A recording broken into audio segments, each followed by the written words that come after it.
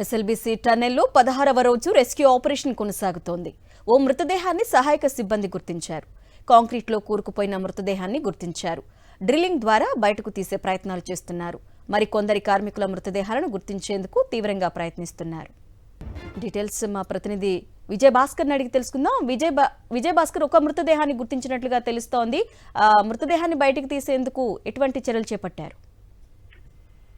అరుణ, ఎస్ఎల్బీసీలో గడిచిన 16 రోజులుగా ఈ యొక్క తప్పిపోయినటువంటి ఆచూకీ కోసము విస్తృతంగా ఈ యొక్క రెస్క్యూ ఆపరేషన్ కొనసాగుతున్నాయి. అయితే ఇప్పటి వరకు ఆచూకీ లభించలేదని తెలిసినటువంటి సమయంలోనూ ఒకసారిగా ఈ యొక్క టన్నల్లో ఒక వ్యక్తికి సంబంధించినటువంటి ఒక మృతదేహానికి సంబంధించిన చేయిని టీబీఎం మిషన్ పక్కన కనుగొన్నట్టు చెప్తున్నారు. అయితే దీన్ని మాత్రం అధికారులు అధికారికంగా మాత్రం ప్రకటించలేదు.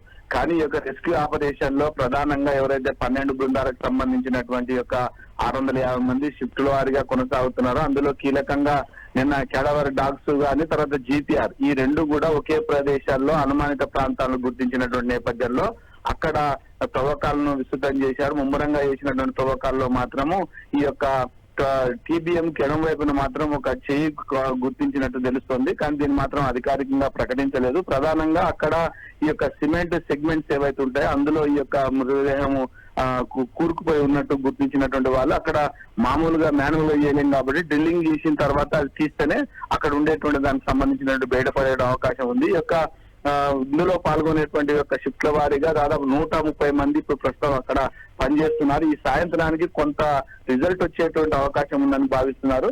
మొత్తంగా మాత్రము ఆచూకీ కోసం జరుగుతున్నటువంటి యొక్క చర్యల్లో మాత్రం సాంకేతిక పరిజ్ఞానము నిపుణులు అన్ని రకాలుగా ఉపయోగిస్తున్నారు. ప్రధానంగా ఈ రోబోటిక్స్ ఆన్వి రోబోటిక్స్ సంబంధించినటువంటి ప్రతినిధులు ఐఐటి మద్రాస్ సంబంధించినటువంటి ప్రొఫెసర్ కూడా అందులో అధ్యయనం చేయడం జరిగింది.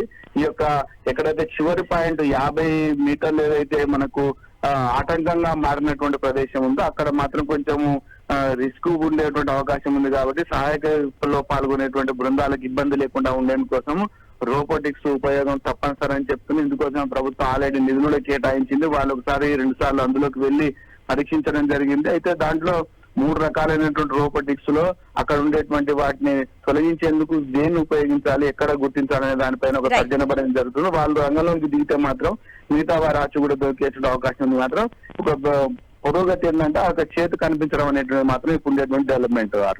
Okay Vijay Bhaskar, thank you.